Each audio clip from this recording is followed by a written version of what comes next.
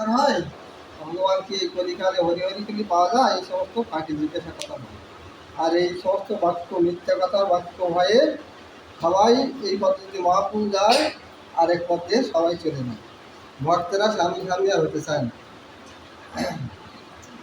সহজে বিরক্ত সবে শ্রীকৃষ্ণের রসে, কৃষ্ণ ব্যাখ্যা বেনু আর কিছু নাই বাসে। সহজে বিরক্ত সবাই কৃষ্ণের রসমাধুর্য আর কৃষ্ণ ব্যাখ্যা ছাড়া অন্য কথা বললে তাদের ভালো লাগে না, তাই সাইড চলে যায়। দেখিলে প্রভু মাত্র ফাঁকি সে জিজ্ঞাসে, প্রবোধিতে না রে কেহ শেষে উপহাসে। কেউ তার উত্তর দিতে পারে না, শেষে প্রভু হেসে চলে যায়।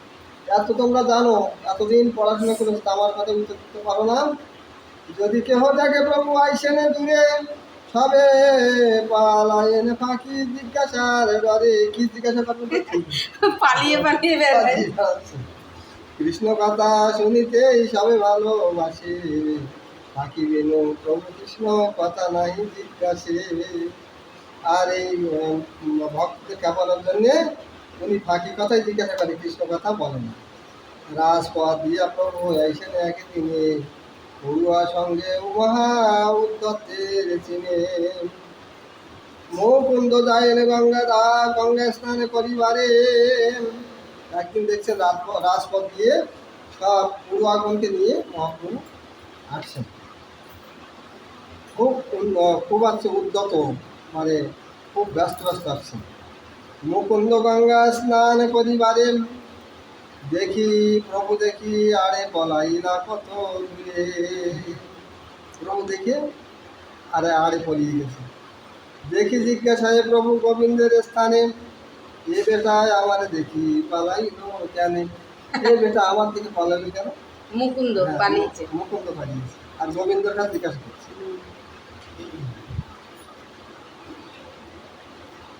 গোবিন্দ বলেন, আমি না জানি পণ্ডিত, আর কোনো কার্যে বা চলি না কোনো ভিত। গোবিন্দ এরকম বলছে, আমি কি জানি? আমি জানি না। সে কোন কাজে গেছে? কোনো কাজে গেছে, কোনো সেই জন্য তুমি মনে করছো পলিয়েছে, হয়তো পলায়নি। হ্যাঁ, প্রভু বলে জানিলাও সে লাগি পলায়, যে লাগি পলায় বহির্মুখ সম্ভাষা করিতে না দুয়ায়। আরে শোনো, তোমরা জানো না, আমি জানি। আমি জানলাম কি যে এ পলাইয়েছে কেন জানো তো? বহির্মুখ জনের সম্ভাষণ করে না, এই জন্য আমরা বহির্মুখ, তো আমাদের মুখ দর্শন করবে না। ওই তোমার ভক্ত মানুষ, ভক্ত মানুষ সে মানে আমাদের মুখ দর্শন করবে না বলে পালিয়েছে। উল্টোপাল্টা কথাবার্তা শুনবে। এ বেটা পড়ায় পড়ায় যত বৈষ্ণবের শাস্ত্র, বাজি ভিত্তিক টিকায় আমি বাঁকানিয়া মাত্র।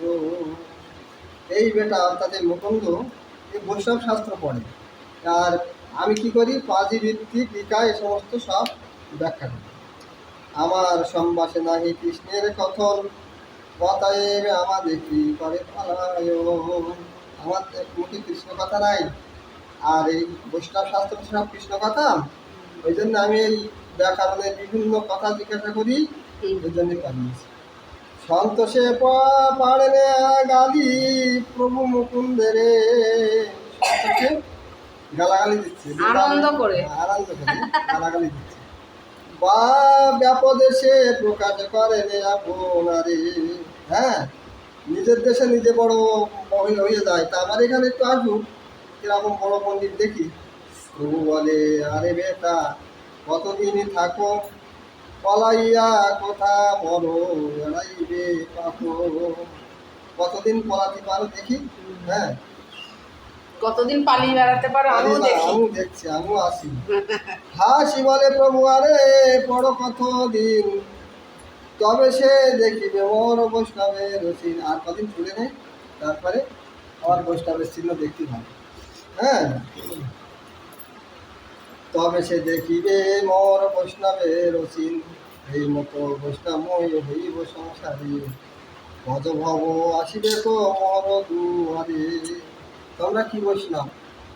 আমি এমন বৈষ্ণব হবো না? ব্রহ্মা শিব সবাই আমার দুয়ারে আসবে।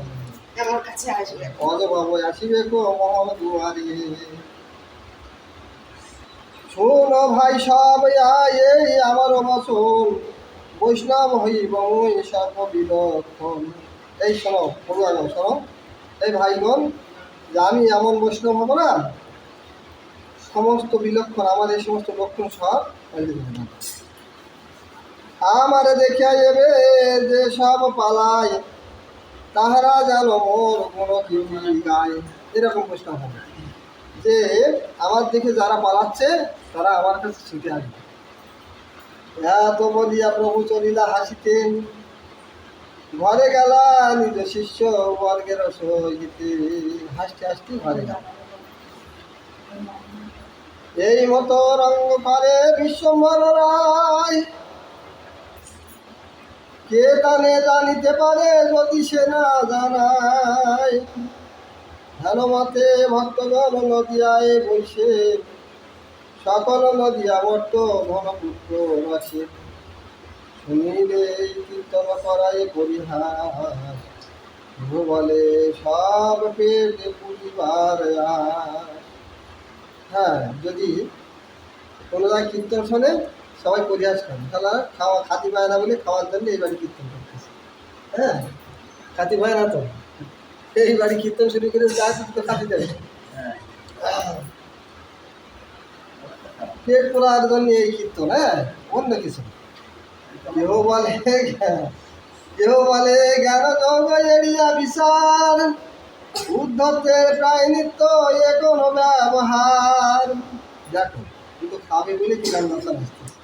জ্ঞান যোগ করলে তো ভালো হয় না, কিন্তু দুটো খাবে তাই নাচানাচি কথা। কেহ বলে কহ পড়ো, কহ বা পড়িল ভাগবত, না চিনিব কাঁদিব হেন না দেখিব পর। কেউ বলে এই ভাগবত পড়লে কাঁদতে হয়। হ্যাঁ, তা আমরাও পড়বো না কাঁদবো না। এই ভাগবত পড়ে পড়ে এইসব কান্নাকাটি শুরু করেছে, তা আমরা ভাগবত পড়বো না কাঁদবো না, কাঁদবো না, আমরা আনন্দে থাকি। আমরা আনন্দ থাকি। শিবাজ পণ্ডিত চারি ভাই লাগিয়া, এই যে শিবাজ পণ্ডিত এরা চারি ভাই লেগেছে। আরে একটা দানাই যা, চারটে একেবারে গুটি সমান হয়ে গেছে। শিবাজ পণ্ডিত চারে ভাই লাগিয়া, নিদ্রা নাই যাই ভাই ভোজন করিয়া। এই চারটে এই ঘুম স্বস্তি, এই নিদ্রা ওদের খেয়েও ওদের ঘুম হয় না, এ আবার লেগে যায় কিছু। ধীরে ধীরে কৃষ্ণ বলে বলিলে কি পুণ্য নহে, নাচিলে কাঁদিলে ডাক ছাড়িলে কি ভাই।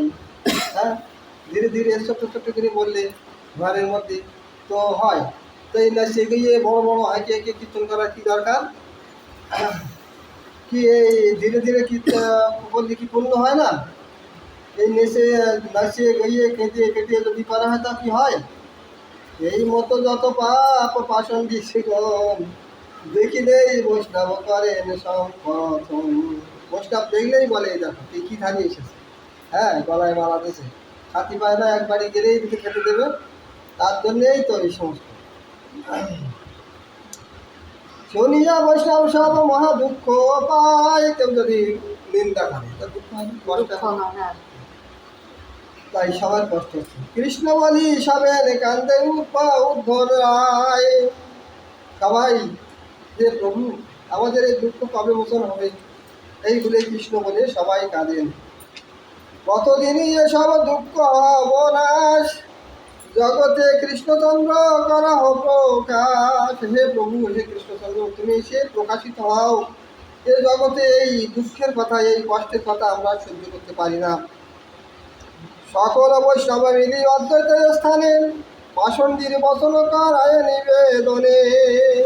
সবাই গিয়ে অদ্বৈত পণ্ডিতকে জানায় যে এই পাষণ্ডীগণ এই পথে বেরোলি, পথে কি বলে, কি করব বলো। শুনিয়া অদ্বৈত হয় ক্রোধে অবতার, ক্রোধে অবতার হয়ে যায়, একদম রুদ্র অবতার হয়।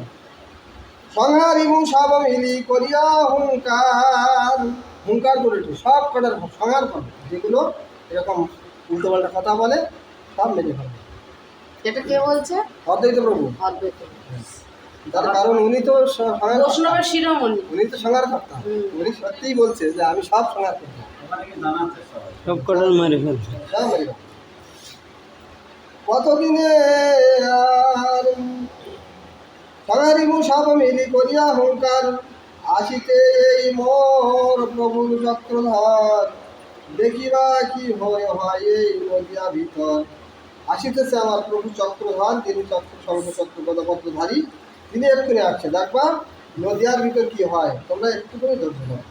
এই সমস্ত মানে সবাই সামাল দেওয়ার জন্য বল। পরাইনু কৃষ্ণ সর্বনয়ন অগোচর, তবে সে অদ্বৈত নাম কৃষ্ণের কিঙ্কর।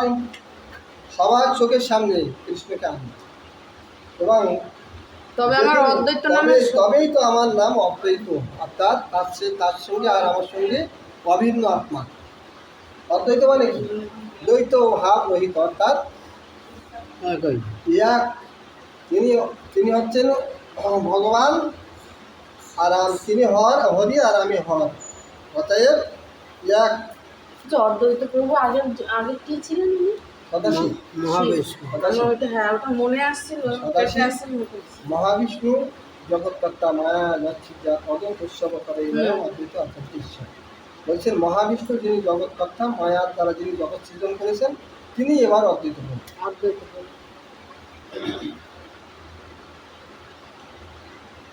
তাহলে আমি হচ্ছে অদ্বৈত কৃষ্ণের কিঙ্কর, সেটা প্রমাণ করা হয়। আর দিন কত গিয়া থাকো ভাই সব, আর দিন কত একটু ধীরে ধীরে থাক। হ্যাঁ, সময় ফেরা এসে গেছে। দুঃখের বিনাশ হবে, হ্যাঁ, সময় ফেরা এসে গেছে। সুখের দিন এসে গেছে।